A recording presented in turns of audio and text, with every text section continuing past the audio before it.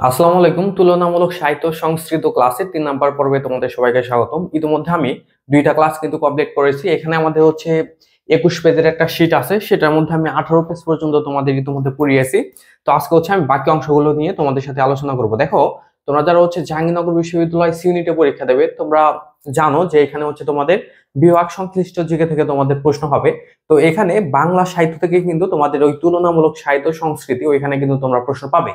পাশাপাশি তোমাদের যে বাংলা অংশটা আছে ওইখানেও কিন্তু তোমরা প্রশ্ন পাবে। হ্যাঁ, তার কারণে এই শীটের মধ্যে আমি তোমাদের যা যা পড়াইছি 3টা পার্টে তুমি যা যা পাবে সবগুলো তুমি যদি খুব ভালোভাবে শেষ করো, এখান থেকে তুমি অবশ্যই 4 থেকে 5টা অথবা হচ্ছে 6-7টা প্রশ্ন পর্যন্ত হচ্ছে তুমি এখান থেকে কমন পেতে পারো। এখানে তোমাদের প্রায় 1500 মতো প্রশ্ন মনে হয় আছে, আমি যদি ভুল না বলে থাকি।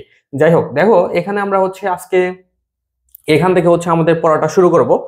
তো এখানে তোমাদের মানে সবকিছু আমি তোমাদের দিতে পারি, কিন্তু আমার সবকিছু দিয়ে তো লাভ নেই। যেগুলো তোমার জন্য ইম্পর্টেন্ট সেগুলো হচ্ছে আমি তোমার এখানে মার্ক করে দেবো। দেখো এখানে প্রথম হচ্ছে কামিনী রায়। এখানে তোমাদের প্রশ্ন কোন জায়গায় হতে পারে? প্রশ্ন হতে পারে এই যে আলো ও ছায়া। হ্যাঁ, এটা একটু ভালো করে মনে রেখো, এখান থেকে তোমাদের প্রশ্ন দিতে পারে। এরপর হচ্ছে সত্যেন্দ্রনাথ দত্ত।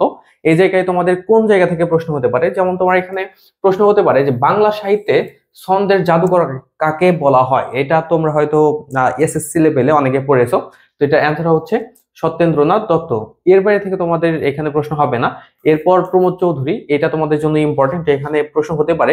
এখানে বেশ কয়েকটা প্রশ্ন কিন্তু তোমাদের জন্য আছে। যেমন এখানে এই যে প্রথম লাইনটাই তোমাদের জন্য ইম্পর্টেন্ট, সেটা হচ্ছে বাংলা সাহিত্যের চলিত গদ্য রীতির প্রবর্তক প্রমোদ চৌধুরী। মানে হচ্ছে চলিত রীতি, সাধু ভাষা থেকে চলিত ভাষায় প্রবর্তনের ক্ষেত্রে প্রমোদ চৌধুরীর ব্যাপক মাত্রার অবদান আছে, এবং তার সবুজ পত্র পত্রিকা যেটা আছে ওইটার কিন্তু ব্যাপক মাত্রার অবদান আছে। তো এই প্রশ্নটা তোমরা সবাই একটু ভালো করে মনে রেখো, মানে চলিত রীতি ভালো করে মনে রাখলেই হবে, ঠিক আছে? এর বাইরে তোমাদের কি লাগবে? আচ্ছা, এখানে এর বাইরে হচ্ছে তুমি এই যে এইটা থেকে তোমাদের প্রশ্ন হতে পারে যে কোন সাহিত্যিক নিজেকে বীরবল ছদ্মনামে সাহিত্য চর্চা করতেন। এই জায়গা থেকে কিন্তু তোমাদের প্রশ্ন হতে পারে বীরবল। এরপর তোমাদের এই যে এটা একটু মনে রেখো, চার ইয়ারি কথা। চার ইয়ারি কথা এই জায়গা থেকে তোমাদের প্রশ্ন দিতে পারে। এরপর হচ্ছে বীরবলের হালখাতা, এটা কার লেখা? এটা প্রমোদ চৌধুরী। এখান থেকেও প্রশ্ন তোমাদের দিতে পারে, ঠিক আছে? এরপরে তোমাদের এখানে প্রশ্ন দিতে পারে এই যে বাংলা কাব্যে প্রমোদ চৌধুরী ইটালীয় সনেটের হচ্ছে প্রবর্তন করেন। এই জায়গা থেকে কিন্তু তোমাদের প্রশ্ন হতে পারে, ঠিক আছে? এই জায়গা থেকে তোমাদের প্রশ্ন হতে পারে। এর বাইরে তোমাদের এখানে কিছু লাগবে না। এরপর তোমাদের আসতে হবে নেক্সট। এরপরে হচ্ছে আমরা শরৎচন্দ্র থেকে হচ্ছে আমরা দেখি। আচ্ছা, তার আগে তোমাদের এখানে আরো 2-1টা লাইন আছে যেগুলো থেকে তোমাদের প্রশ্ন হতে পারে। যেমন এই যে দেখো, সবুজ পত্র পত্রিকা, এটা কিন্তু প্রমোদ চৌধুরী সম্পাদিত, এবং এটা প্রকাশিত হয় 1914 সালে। এবং অপরিচিতা গল্প, এটাও কিন্তু এই সবুজ পত্র পত্রিকায় প্রকাশিত হয়। এই প্রশ্নগুলো কিন্তু তোমাদের খুব ইম্পর্টেন্ট, এখান থেকে প্রশ্ন হবে। এরপর দেখো এই যে সুশিক্ষিত লোক মানুষ অশিক্ষিত, এই কথাটি কে বলে? প্রমোদ চৌধুরী। এই জায়গা থেকেও কিন্তু তোমাদের প্রশ্ন দিতে পারে। এরপর শরৎচন্দ্র, এখানে তোমাদের প্রশ্ন হতে পারে এই যে শরৎচন্দ্র চট্টোপাধ্যায়কে আসলে মানে কোন ধরনের কবি বলা হয়? তিনি হচ্ছে অপরাজেয় কথাশিল্পী বা অপরাজেয় কবি। এখান থেকে তোমাদের প্রশ্ন হতে পারে। এরপরে কিছু লাগবে না। এরপর হচ্ছে বেগম রোকেয়া। এখানে তুমি জাস্ট মনে রেখো, মুসলিম নারী জাগরণের অগ্রদূত হিসেবে বেগম রোকেয়াকে হচ্ছে অভিহিত করা হয়। এটা গেল। এরপরে এই যে এখানে দেখো আমাদের টিকা আকারে অনেক প্রশ্ন আছে, অনেক প্রশ্ন আছে। তো এই প্রশ্নগুলা তোমরা অবশ্যই হচ্ছে স্ক্রিনশট করে রাখবে, এবং স্ক্রিনশট গুলো তোমরা হচ্ছে ভালো করে পড়ে নিবা। এখান থেকে এই যে এখানে আমি তোমার 19, 20, 21 এই 3 পেজের মধ্যে যে তোমাদের হচ্ছে টিকা আকারে যে প্রশ্নগুলো দেখাবো, এখান থেকে তুমি মাস্ট একটা অথবা 2টা প্রশ্ন গ্যারান্টি কমন পাবে। তোমাদের জাহাঙ্গীরনগরের 5টা শিফটে পরীক্ষা হবে না, তুমি জাস্ট মিলিয়ে দেখো, তুমি যে শিফটে থাকো এখান থেকে তোমাদের প্রশ্ন হবেই, ঠিক আছে? কারণ এটা হচ্ছে এইভাবেই তৈরি করা। যেমন এখানে দেখো আমাদের প্রথম প্রশ্ন, ছন্দের জাদুকরকে? সত্যেন্দ্রনাথ দত্ত। বাংলা কবিতায় ছন্দ রচনায় ও ছন্দ উদ্ভাবনে অপ্রতিদ্বন্দ্বী ছিলেন কে? সত্যেন্দ্রনাথ দত্ত। এটা কিন্তু তোমাদের অনেক ইম্পর্টেন্ট প্রশ্ন। তারপর এই যে কাজী নজরুল ইসলাম, তিনি সম্পাদিত উপন্যাসগুলো কি কি? মৃত্যুক্ষুধা, কুহেলিকা, আরেকটা হচ্ছে বাঁধন হারা। এই 3টা থেকে কিন্তু তোমাদের এখানে প্রশ্ন হওয়ার সম্ভাবনা বেশি থাকে। তারপর এই যে কাজী নজরুল ইসলামের প্রথম উপন্যাসের নাম কি? বাঁধন হারা, ঠিক আছে? এখানে তোমরা হচ্ছে একটা শর্টকাটে হচ্ছে এই 3টা উপন্যাস ভালো করে মনে রাখতে পারো। সেটা হচ্ছে তুমি এখানে বাকুম মনে রাখতে পারো। হ্যাঁ, বাকুম, এটা বা মানে হচ্ছে বাঁধনহারা, কুতে কুতে হচ্ছে তোমাদের কুহেলিকা এবং মদে হচ্ছে মৃত্যু ক্ষুধা, ঠিক আছে। এবং এটাও কিন্তু তোমাদের ক্রমের ক্ষেত্রেও কিন্তু এরকম, যেমন বাঁধনহারা হচ্ছে সবার প্রথমে হচ্ছে তিনি লিখেছিলেন। তারপর দেখো এই যে ধূমকেতু, এটা কার ছদ্মনাম? কাজী নজরুল ইসলামের। প্রত্যেকটা প্রশ্নই হচ্ছে তোমাদের জন্য ইম্পর্টেন্ট, ঠিক আছে। তারপরে এই যে তোমরা অনেকে একটা নাচ শোনো না, যে হচ্ছে রমজানের ওই রোজা শেষে এলো খুশির ঈদ, এটা তোমরা অনেকে শুনেছো না? রমজান মাসে হচ্ছে আমাদের কিছুদিন পরে হচ্ছে রোজার দিন। তো এটা তোমরা তো মানে অনেকেই শুনবা অনেক জায়গায় বা নিজেও শুনতে পারো। তো এই যে নাচটা বা এই গানটা হচ্ছে কে রচনা করেন? এটা রচয়িতাও কিন্তু কাজী নজরুল ইসলাম। হয়তো তোমাদের মাঝে ম্যাক্সিমাম স্টুডেন্টই জানতে না যে এটা রচয়িতা কাজী নজরুল ইসলাম। আচ্ছা, তারপরে দেখো এই যে অগ্নিবীণা, এটা কত সালে প্রকাশিত হয়? 1922 সালে। খুব ইম্পর্টেন্ট প্রশ্ন, ঠিক আছে, খুব ইম্পর্টেন্ট প্রশ্ন। তারপরে এখানে তোমাদের এই যে এটা, এই যে 21 নাম্বার যে প্রশ্ন আছে, মন এক হাতে বাঁকা বাঁশের বাঁশরি, হ্যাঁ, এই যে এখানে যে প্রশ্নটা আছে। তারপর দেখো আর হাতে রণতুর্য কাজী নজরুল ইসলামের কোন কবিতার চরণ? এটা এটা হচ্ছে বিদ্রোহী, তোমাদের বিদ্রোহী কবিতা আছে। তো এইগুলো থেকে কিন্তু তোমাদের প্রশ্ন হতে পারে, ঠিক আছে।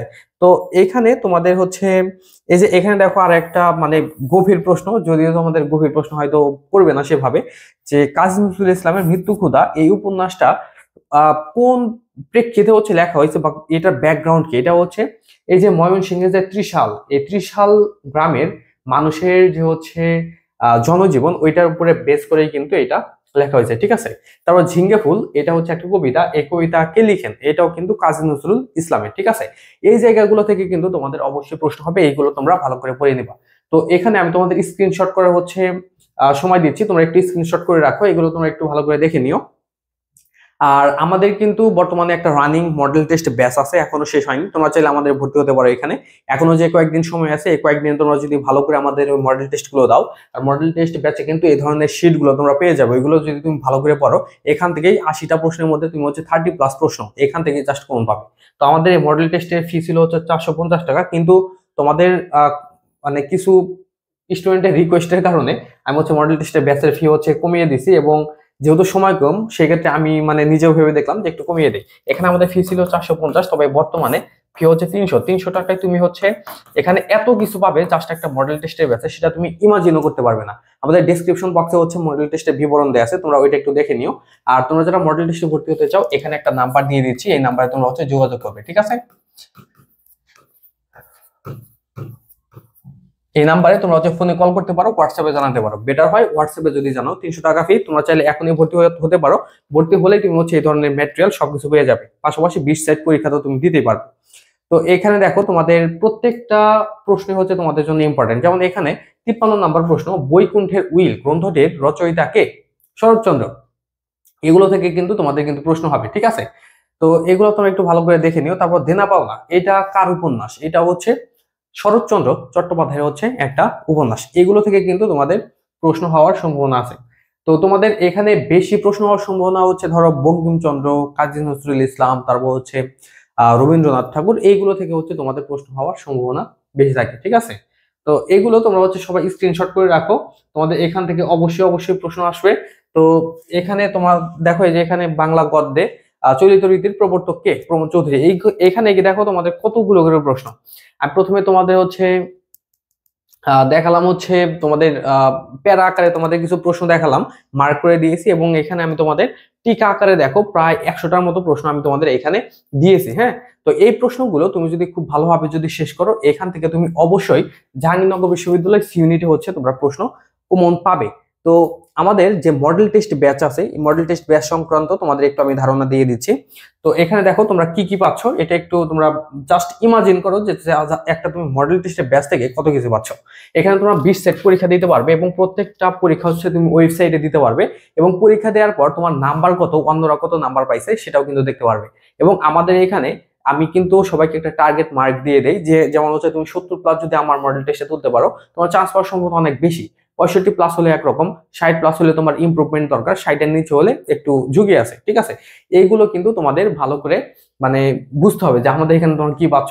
এখানে কিন্তু মডেল টেস্টের পাশাপাশি তোমরা পিডিএফ গুলো পাবে, এই পিডিএফ গুলো থেকেও তোমাদের প্রশ্ন কমন আসবে। ইংরেজি সাহিত্যের শীট পাচ্ছ, জিকে সম্পূর্ণ 91 বইয়ের শীট পাচ্ছ, জাভি ইউনিটের জন্য সিলেক্টেড 2000+ প্রশ্ন পাচ্ছ। যেমন এখানে আমি তোমাদের যেগুলো দেখালাম, এখানে আসলে 2000ও না, এখানে প্রায় 3000 প্লাস হচ্ছে তোমরা এখানে প্রশ্ন পাচ্ছ। প্রথমে বলেছিলাম 1000, কিন্তু 1 থেকে 3000 পর্যন্ত পৌঁছায় গেছে। তারপর হচ্ছে 3টা লাইভ ক্লাস পাচ্ছ, ফি 450 ছিল, কিন্তু বর্তমানে তোমাদের হচ্ছে ফি দেওয়া হয়েছে 300 টাকা। 300 টাকা তোমরা ভর্তি হতে পারো, এখানে নাম্বার দেওয়া আছে, এই নাম্বারে তোমাদের যোগাযোগ করতে হবে। ঠিক আছে, তো সবাই ভালো থাকো। আজকে আমাদের আলোচনা এই পর্যন্তই ছিল, দেখা হবে তোমাদের সাথে পরবর্তী কোনো সময়। আর জাহাঙ্গীরনগর ইউনিট নিয়ে তোমাদের কারো যদি কোনো প্রশ্ন থাকে সেক্ষেত্রে আমাকে তোমরা কমেন্ট করে জানাতে পারো। আসসালামু আলাইকুম, বাই।